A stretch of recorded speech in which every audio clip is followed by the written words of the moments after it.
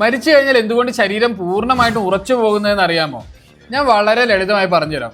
പൂർണ്ണമായി ശരീരം ഉറച്ചു പോകുന്നതിന് മുന്നേ ആദ്യം തന്നെ മസിൽസ് എല്ലാം ലൂസാകും. ഇതിലൂടെ മലമൂത്രം പുറത്തു പോകാനുള്ള സാധ്യത വളരെ കൂടുതലാണ്. ഇതിന് ശേഷമാണ് ശരീരത്തിലുള്ള മസിൽസ് കഠിനമായി ടൈറ്റ് ആവാൻ തുടങ്ങുക. ആദ്യത്തെ അരമണിക്കൂറിന്റെയും 3 മണിക്കൂറിന്റെയും ഇടയിലാണ് ശരീരം ടൈറ്റ് ആവാൻ തുടങ്ങുക. ഇതിനെയാണ് റിഗർ മോർട്ടിസ് എന്ന് പറയുക. മരിച്ചു കഴിഞ്ഞാലുള്ള അവസ്ഥ. ആദ്യം തന്നെ മസിൽസ് ടൈറ്റ് ആവാൻ തുടങ്ങുക നമ്മുടെ മുഖത്ത് നിന്നാണ്. നമ്മുടെ കണ്ണിന് ചുറ്റിലുള്ള മസിൽസും അതുപോലെ വായയുടെ ചുറ്റിലുള്ള മസിൽസും എല്ലാമാണ് ആദ്യം ടൈറ്റ് ആവുക.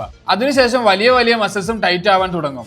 ഇത് സംഭവിക്കാനുള്ള കാരണം മരിച്ചു കഴിഞ്ഞാൽ ധാരാളം കാൽസ്യം നമ്മുടെ മസിൽസിന്റെ ഇടയിലേക്ക് ഇറങ്ങി വരും. അതിനെ പുറത്ത് തള്ളാനുള്ള എനർജി ഇല്ലാതാകുമ്പോൾ മസിൽസ് കഠിനമായിട്ട് ഉറച്ചു പോകും. ഇത് സാധാരണ 24 മണിക്കൂർ ടു 48 മണിക്കൂർ വരെയാണ് ഉണ്ടാവുക.